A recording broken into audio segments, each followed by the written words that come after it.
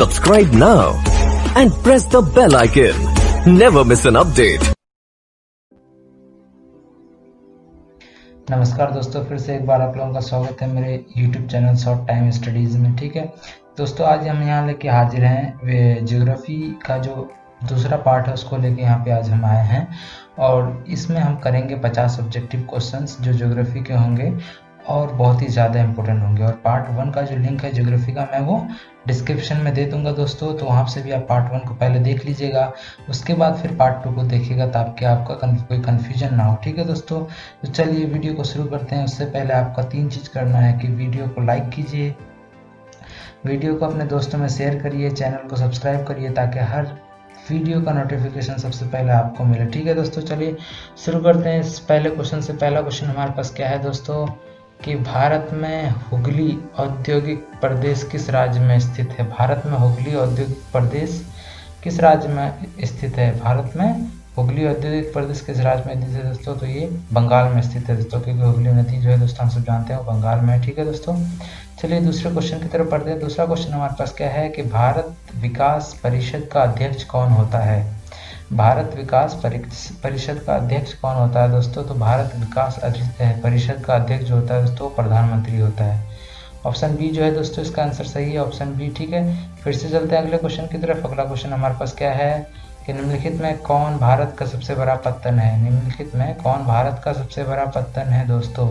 तो इसका जो सही आंसर है दोस्तों वो मुंबई है। निम्नलिखित में भारत का सबसे बड़ा जो पत्तन है दोस्तों वो मुंबई है, इसका सही आंसर मुंबई है। ठीक है, फिर से चलते हैं अगले क्वेश्चन की तरफ। अगला क्वेश्चन हमारे पास क्या है कि भारतीय रेल प्रणाली में को कितने मंडलों में विभाजित किया गया है?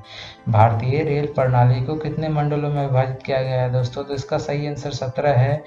भारतीय रेल प्रणाली को 17 मंडलों में विभाजित किया गया। ठीक है दोस्तों, चलिए फिर से चलते हैं अगले क्वेश्चन की तरफ। अगला क्वेश्चन हमारे पास क्या है कि निम्नलिखित में किस गैस को लाफिंग गैस कहा जाता है?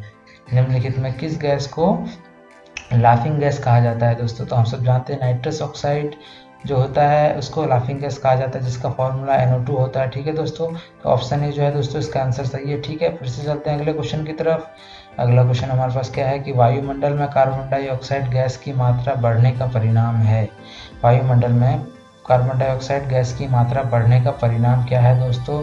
तो इसका जो सही आंसर है दोस्तों वो है ए, भूमंडलीय तापमान में वृद्धि। भूमंडलीय का जो तापमान हो जाता है जब वो इंक्रीज होता है दोस्तों तो वायुमंडल में कार्बन डाइऑक्साइड की मात्रा जो होती है वो बढ़ जाती है। ठीक है दोस्तों, चलिए अगले क्वेश्चन की तरफ फिर से चलते हैं। अगला क्वेश्चन हमारे पास क्या है कि भारत में निम्नलिखित प्रवास धाराओं में प्रवृत्त है? भारत में निम्नलिखित प्रवास धाराओं में प्रमुख है? भारत में निम्नलिखित प्रवास धाराओं में क्या प्रमुख है दोस्तों? तो इसका जो सही आंसर है दोस्तों ग्रामीण से नगरीय। ग्रामीण से नगरीय इसका सही आंसर है दोस्तों, ऑप्शन बी जो है इसका सही आंसर है। ठीक है, फिर से चलते हैं अगले क्वेश्चन की तरफ। अगला क्वेश्चन हमारे पास क्या है दोस्तों कि फूल के कृषि को डैश कहते हैं? फूल के कृषि को क्या कहते हैं दोस्तों? तो हम सब जानते हैं कि फूल के कृषि को कहते हैं सेरिक्लोवर्स। ठीक है दोस्तों, सेरिक्लोर कहते हैं दोस्तों, ये ऑप्शन ए जो है दोस्तों इसका आंसर सही है, सेरिक्लोर। ठीक है, फिर से चलते हैं अगले क्वेश्चन की तरफ। अगला क्वेश्चन हमारे पास क्या है दोस्तों कि निम्नलिखित नगरों में कौन सा नगर नदी के तट पर स्थित नहीं है? निम्नलिखित में से कौन सा नगर है जो नदी के किनारे में स्थित नहीं है दोस्तों? तो इसका जो सही आंसर है दोस्तों भोपाल है, क्योंकि कोलकाता भी नदी के किनारे है, आगरा भी और पटना भी। ठीक है, तो इसका सही आंसर भोपाल है। ठीक है दोस्तों, चलते हैं फिर से अगले क्वेश्चन की तरफ। अगला क्वेश्चन हमारे पास क्या है दोस्तों कि दक्षिण अमेरिका के शीतोष्ण घास का क्षेत्र कहलाते हैं? दक्षिण अमेरिका के शीतोष्ण घास का क्षेत्र क्या कहलाते हैं दोस्तों? तो वो पम्पाज कहलाते हैं दोस्तों। दक्षिण अमेरिका के शीतोष्ण घास का क्षेत्र पम्पाज कहलाते हैं। ठीक है दोस्तों, चलते हैं फिर से अगले क्वेश्चन की तरफ। अगला क्वेश्चन हमारे पास क्या है कि विश्व का सबसे अधिक कपास उत्पादक देश है? विश्व का सबसे अधिक कपास उत्पादक देश कौन सा है दोस्तों? तो विश्व का सबसे अधिक कपास उत्पादक देश ये चीन है दोस्तों, तो चीन इसका आंसर सही है। ठीक है, चलते हैं फिर से अगले क्वेश्चन की तरफ। अगला क्वेश्चन हमारे पास क्या है कि निम्नलिखित नगरों में कौन सा भारत का पीटरबर्ग कहलाता है? निम्नलिखित नगरों में कौन सा भारत का पीटरबर्ग कहलाता है दोस्तों? तो इसका सही आंसर जमशेदपुर है दोस्तों। जमशेदपुर को भारत का पीटरबर्ग कहा जाता है। ठीक है, फिर से चलते हैं अगले क्वेश्चन की तरफ। अगला क्वेश्चन हमारे पास क्या है दोस्तों कि भारत में से किस क्षेत्रों से एस्किमो संबंध है? भारत में से किस क्षेत्रों में से एस्किमो संबंध है दोस्तों? भारत में से किस क्षेत्रों में से एस्किमो संबंध है दोस्तों? तो इसका जो सही आंसर है दोस्तों अलास्का। अलास्का जो एस्किमो संबंधित है दोस्तों भारत से, तो वो एस्किमो संबंधित है अलास्का। इसका सही आंसर डी है दोस्तों। चलिए अगले क्वेश्चन की तरफ फिर से बढ़ते हैं। अगला क्वेश्चन हमारे पास क्या है कि भारत के निम्नलिखित बंदरगाहों में कौन सा उड़ीसा तट पर स्थित है। भारत के जो निम्नलिखित बंदरगाह दोस्तों, इनमें से कौन सा एयरपोर्ट जो है दोस्तों उड़ीसा तट पर अवस्थित है दोस्तों। तो इसका सही जो आंसर है दोस्तों वो है बी, ऑप्शन बी जो इसका सही आंसर है पारादीप। ठीक है, इसका बी आंसर सही है। चलते हैं दोस्तों अगले क्वेश्चन की तरफ। हमारे पास अगला क्वेश्चन यहाँ पे है कि निम्नलिखित में से किस देश की जनसंख्या सबसे अधिक है। निम्नलिखित में से किस देश की जनसंख्या सबसे अधिक है, मतलब सबसे अधिक जनसंख्या इन चारों ऑप्शनों में से कौन से देश की जनसंख्या जो है वो सबसे अधिक है दोस्तों। तो इसका सही आंसर जो है दोस्तों वो अमेरिका, ऑप्शन ए जो है दोस्तों इसका सही आंसर है। ठीक है, फिर से चलते हैं दोस्तों अगले क्वेश्चन की तरफ। हमारे पास अगला क्वेश्चन क्या है कि निम्नलिखित में से किसे मानव भूगोल का जनक कहा जाता है। निम्नलिखित में से किसे मानव भूगोल का जनक कहा जाता है दोस्तों। तो इसका सही आंसर जो है दोस्तों वो ऑप्शन सी इसका सही आंसर है, रेडजेल। ठीक है दोस्तों, रेडजेल को क्या कहा जाता है दोस्तों, मानव भूगोल का जनक, फादर ऑफ मैन हिस्ट्री या फादर ऑफ ह्यूमन हिस्ट्री। ठीक है दोस्तों, चलते हैं दोस्तों अगले क्वेश्चन की तरफ। अगला क्वेश्चन हमारे पास क्या है, किस वर्ष की जनसंख्या को जनसंख्या की महान विभाजक वर्ष कहा जाता है। मतलब किस वर्ष की जनसंख्या को जनसंख्या की महान विभाजक वर्ष कहा जाता है दोस्तों।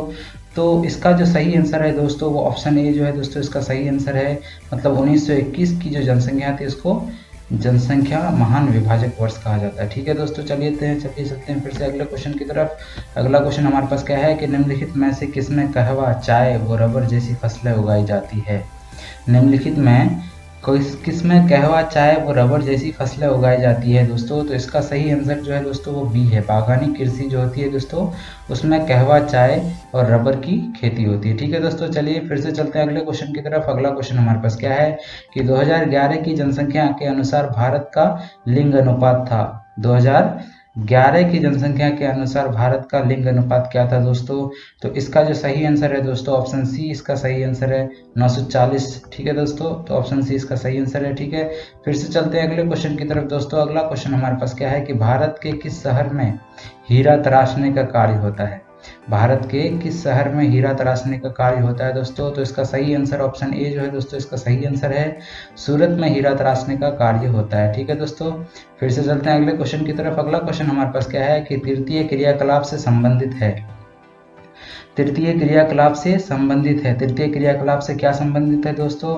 तो इसका जो सही आंसर है दोस्तों ऑप्शन डी, क्योंकि ये जो तीनों ऑप्शन है दोस्तों ये तीनों तृतीय क्रियाकलाप के अंदर आते हैं दोस्तों, परिवहन, संचार एवं सेवाएं और व्यापार। ठीक है दोस्तों, ऑप्शन डी इसका सही आंसर है। ठीक है दोस्तों, फिर से चलते हैं अगले क्वेश्चन की तरफ। अगला क्वेश्चन हमारे पास क्या है कि संसार के निम्नलिखित प्रदेशों में से किसमें कुत्तों एवं रेडियर को भारवाहक के रूप में प्रयोग किया जाता है।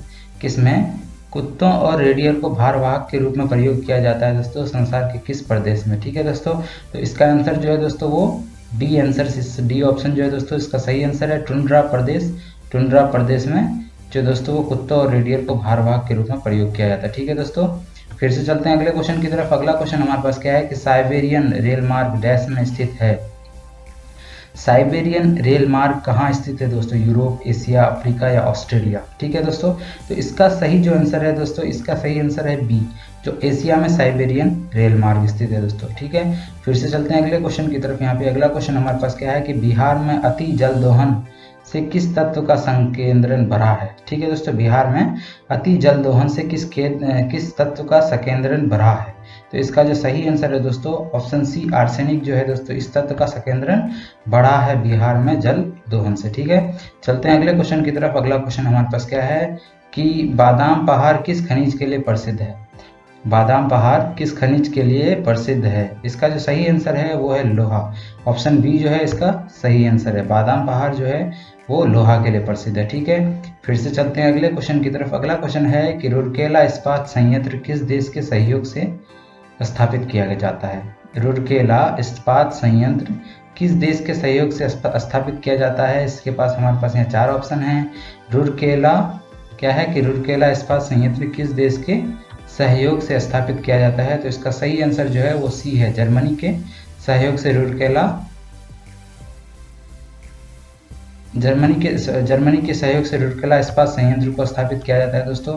फिर से चलते हैं अगले क्वेश्चन की तरफ। अगले क्वेश्चन हमारे पास क्या है कि भील जनजाति समुदाय भील जनजाति समुदाय निवासी है। भील जनजाति है दोस्तों, भील जनजाति समुदाय है दोस्तों, वो किस राज्य का निवासी होता है दोस्तों?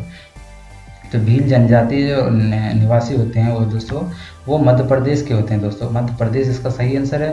ठीक है, फिर से चलते हैं अगले क्वेश्चन की तरफ। अगला क्वेश्चन है हमारे पास कि उत्तर दक्षिण गलियारा जोड़ता है। उत्तर दक्षिण गलियारा जोड़ता है। उत्तर दक्षिण जो गलियारा है वो किसको किससे जोड़ता है? तो इसका जो सही आंसर है वो है सी, श्रीनगर को कन्याकुमारी से जोड़ता है उत्तर दक्षिण गलियारा। ठीक है, फिर से चलते हैं अगले क्वेश्चन की तरफ। अगला क्वेश्चन हमारे पास क्या है कि निम्नलिखित में से कौन सा भारत का सबसे बड़ा व्यापारिक साझेदार है? निम्नलिखित में से कौन सा भारत का सबसे बड़ा व्यापारिक साझेदार है? इसका जो सही आंसर है दोस्तों वो है अमेरिका। अमेरिका जो है दोस्तों सबसे बड़ा साझेदार है, भारत का व्यापारिक साझेदार। ठीक है, चलिए चलते हैं अगले क्वेश्चन की तरफ। फिर से अगला क्वेश्चन हमारे पास क्या है कि ध्वनि प्रदूषण का मापन होता है, मतलब ध्वनि प्रदूषण का यूनिट, मतलब हम जो ध्वनि प्रदूषण को मापते हैं तो उसका यूनिट क्या होता है दोस्तों? तो इसका जो सही आंसर है दोस्तों वो है डेसिबल। ध्वनि प्रदूषण को हम लोग डेसिबल से मापते हैं। ठीक है, इसका जो सही आंसर है वो है डेसिबल। ठीक है, फिर से चलते हैं अगले क्वेश्चन की तरफ। अगला क्वेश्चन हमारे पास क्या है कि WTO का अर्थ क्या होता है? WTO का मतलब या WTO का फुल फॉर्म क्या होता है? तो ये हम सब जानते हैं कि WTO का full form world trade organisation होता है। ठीक है, यहाँ पे ऑप्शन सी जो है वो सही आंसर है, सही उत्तर ऑप्शन सी है। ठीक है, फिर से चलते हैं अगले क्वेश्चन की तरफ। अगला क्वेश्चन हमारे पास क्या है कि ग्रैंड ट्रंक रोड के अंतर्गत है। ग्रैंड ट्रंक रोड के अंतर्गत क्या है? NH1 है, NH2 है, A एंड B बोथ या नन? ग्रैंड ट्रंक रोड के अंतर्गत कौन सा आता है? तो इसका ऑप्शन जो है दोस्तों वो सी ऑप्शन जो है वो सही है। ग्रैंड ट्रंक रोड के अंतर्गत NH1 और NH2 दोनों आता है। ठीक है, फिर से चलते हैं अगले क्वेश्चन की तरफ। अगला क्वेश्चन हमारे पास क्या है कि निम्न में से कौन सा पत्तन पूर्वी तट पर स्थित है? निम्न में से कौन सा पत्तन पूर्वी तट पर स्थित है? आपके पास चार ऑप्शन है, कांडाला, मुंबई, न्यू मंगलोर या चेन्नई। इनमें से कौन सा ऑप्शन सही है दोस्तों? आप सोच सकते हैं, स्क्रीन को पॉज करके आप सोच सकते हैं कि इसमें से अगर आपको उत्तर पता होगा पहले से तो आप इसको सोच सकते हैं। ठीक है, तो मैं अब इसका सही आंसर, सही उत्तर जो है वो बताने जा रहा हूँ। तो इसका जो सही उत्तर है दोस्तों वो है ऑप्शन डी। ऑप्शन डी जो है इसका सही उत्तर है चेन्नई। ठीक है, फिर से चलते हैं अगले क्वेश्चन की तरफ दोस्तों। अगला क्वेश्चन हमारे पास क्या है कि राष्ट्रीय राजमार्ग नंबर 3 किन्हें मिलाता है?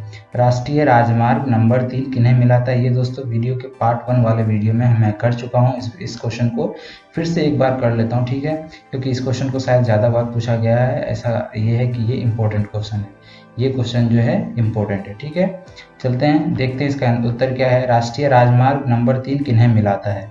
राष्ट्रीय राजमार्ग नंबर 3 अगर आपने पहला वीडियो देख लिया होगा तो आपको उत्तर पता होगा, तो आप दे सकते हैं, बता सकते हैं उत्तर आप। ठीक है, कमेंट सेक्शन में या फिर कुछ भी। तो इसका जो सही उत्तर है वो है ए, ऑप्शन ए, आगरा को मुंबई से मिलाता है। ठीक है, चलिए फिर से चलते हैं अगले क्वेश्चन की तरफ। अगला क्वेश्चन हमारे पास क्या है कि अजमेर नगर किसके लिए प्रसिद्ध है? अजमेर नगर जो है वो किसके लिए प्रसिद्ध है? अजमेर नगर किसके लिए प्रसिद्ध है? तो हम सब ने किया था, अजमेर में ख्वाजा मोइनुद्दीन चिश्ती का मज़ार है, इसलिए वो धार्मिक के एंगल से प्रसिद्ध है अजमेर नगर। ठीक है, फिर से चलते हैं अगले क्वेश्चन की तरफ। अगला क्वेश्चन हमारे पास क्या है कि भूटिया जनजाति का संबंध है। भूटिया जनजाति का संबंध है, किस राज्य से भूटिया जनजाति का संबंध है?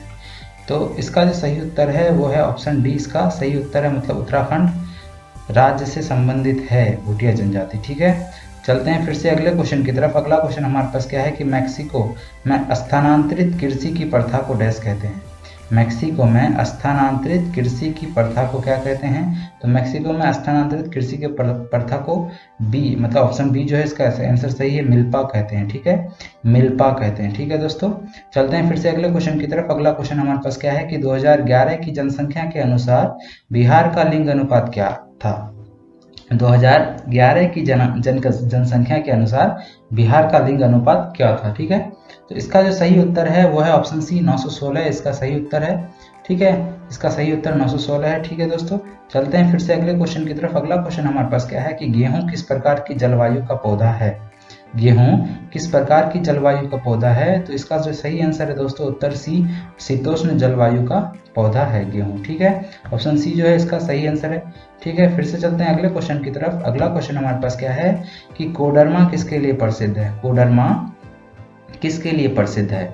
तो इसका जो सही आंसर है दोस्तों ऑप्शन बी, कोडरमा अभ्रक के लिए प्रसिद्ध है दोस्तों। अभ्रक एक खनिज का नाम है, ठीक है। कोडरमा जो है अभ्रक के लिए प्रसिद्ध है, ठीक है। ऑप्शन बी सही आंसर है इसका। चलते हैं फिर से अगले क्वेश्चन की तरफ। अगला क्वेश्चन हमारे पास क्या है कि भारत के निम्नलिखित बंदरगाहों में से कौन सा मालबार तट पर अवस्थित है? भारत के निम्नलिखित बंदरगाहों में से कौन सा मालबार तट पर अवस्थित है? तो इसका जो सही आंसर है दोस्तों ऑप्शन डी, कोच्चि। कोच्चि में अवस्थित है दोस्तों, मालबार तट पर अवस्थित है, ठीक है। फिर से चलते हैं अगले क्वेश्चन की तरफ। अगला क्वेश्चन हमारे पास क्या है कि ऑस्ट्रेलिया के शीतोष्ण घास का क्षेत्र कहलाते हैं? ऑस्ट्रेलिया के शीतोष्ण घास के क्षेत्र क्या कहलाते हैं? दोस्तों ऑस्ट्रेलिया के शीतोष्ण घास के क्षेत्र क्या कहलाते हैं? तो इसका सही आंसर है डाउन्स। इसका सही आंसर क्या है दोस्तों? डाउन्स है, ठीक है। चलते हैं फिर से अगले क्वेश्चन की तरफ। अगला क्वेश्चन हमारे पास क्या है कि निम्नलिखित देशों में से किसमें जनसंख्या का घनत्व सबसे अधिक है? निम्नलिखित देशों में से किसमें जनसंख्या का घनत्व सबसे अधिक है दोस्तों? तो इसका सही उत्तर है बांग्लादेश। बांग्लादेश में जनसंख्या घनत्व सबसे अधिक है दोस्तों, ठीक है। चलते हैं अगले क्वेश्चन की तरफ दोस्तों। अगला क्वेश्चन हमारे पास क्या है कि किन देशों में आयु लिंग पिरामिड का आधार विस्तृत और संकीर्ण होता है? ठीक है, किन देशों में आयु लिंग पिरामिड का आधार विस्तृत और संकीर्ण होता है? तो इसका जो सही उत्तर है दोस्तों विकासशील देश। विकासशील देश जो है दोस्तों उसमें आयु लिंग का पिरामिड का आधार जो होता है विस्तृत और शिखर संकीर्ण होता है, ठीक है। चलते हैं फिर से अगले क्वेश्चन की तरफ। अगला क्वेश्चन हमारे पास क्या है कि निम्न आयु समूह में जनसंख्या का आकार उन देशों में बड़ा होता है जहां, निम्न आयु समूह में जनसंख्या का आकार उन देशों में बड़ा होता है जहां जन्म दर उच्च हो या जन्म दर निम्न हो या मृत्यु दर उच्च हो या मृत्यु दर निम्न हो, ठीक है। तो इसमें से 4 ऑप्शन है दोस्तों, आप बता सकते हैं कौन सा उत्तर सही है। तो इसका जो सही उत्तर है दोस्तों वो डी है। ऑप्शन डी जो है दोस्तों इसका सही उत्तर है, मृत्यु दर निम्न है, ठीक है। चलते हैं फिर से अगले क्वेश्चन की तरफ। अगला क्वेश्चन हमारे पास क्या है कि माराकायबो पत्तन निम्न में से किस देश में अवस्थित है? माराकायबो पत्तन निम्न में से किस देश में अवस्थित है दोस्तों? तो इसका जो सही आंसर है दोस्तों वेनेजुएला। ऑप्शन ए जो है दोस्तों इसका सही आंसर है वेनेजुएला, ठीक है। फिर से चलते हैं अगले क्वेश्चन की तरफ। अगला क्वेश्चन हमारे पास क्या है कि वॉल्टर बर्ली ग्रिफिन ने 1912 में ऑस्ट्रेलिया के किस नगर की योजना बनाई? वॉल्टर बर्ली ग्रिफिन ने 1912 में ऑस्ट्रेलिया के किस नगर की योजना बनाई? तो इसका जो सही उत्तर है दोस्तों ऑप्शन ए कैनबेरा। कैनबेरा जो है दोस्तों इसका सही उत्तर है, ठीक है। चलते हैं फिर से अगले क्वेश्चन की तरफ दोस्तों। अगला क्वेश्चन हमारे पास क्या है कि रोलेगन सिद्धि किस राज्य में है? रोलेगन सिद्धि किस राज्य में है दोस्तों? आपके पास 4 ऑप्शन है। रोलेगन सिद्धि किस राज्य में है? कर्नाटक, महाराष्ट्र, तमिलनाडु या आंध्र प्रदेश, ठीक है। तो इसका जो सही उत्तर है दोस्तों वो है महाराष्ट्र। रोलेगन सिद्धि जो है दोस्तों वो महाराष्ट्र में है दोस्तों, ठीक है। इसका सही आंसर महाराष्ट्र है दोस्तों। चलिए फिर से चलते हैं आखिरी क्वेश्चन, आज के आखिरी क्वेश्चन में दोस्तों, ठीक है। तो आखिरी क्वेश्चन यहाँ पे क्या है कि सेवा क्षेत्र में सम्मिलित होता है। सेवा क्षेत्र में सम्मिलित होता है। सेवा क्षेत्र जो होता है तृतीय कार्यकाल में सम्मिलित होता है, चतुर्थ में या पंचम में या फिर सभी में दोस्तों? तो इसका ऑप्शन जो है इसका आंसर जो है दोस्तों आंसर डी इसका सही उत्तर है दोस्तों। ऑप्शन डी जो है इसका सही उत्तर है, सभी में सम्मिलित होता है सेवा क्षेत्र, ठीक है दोस्तों। ये थे हमारे 50 ऑब्जेक्टिव क्वेश्चन जो ज्योग्राफी के मैंने पार्ट 2 के कराया। पार्ट 1 का वीडियो मैं डिस्क्रिप्शन में दे दूंगा। वीडियो आपको अच्छा लगा हो, वीडियो आपके लिए फायदेमंद हो, तो आपको लगे कि मेरे लिए ये वीडियो फ़ायदेमंद है तो ही लाइक कीजिए, मेरे चैनल को सब्सक्राइब कीजिए, और अगर आपको लगे कि बिल्कुल फ़ायदेमंद है तो अपने दोस्तों में भी शेयर करिए ताकि उसका भी भला हो जाए, ठीक है दोस्तों। चलिए, thanks for watching, take care, bye.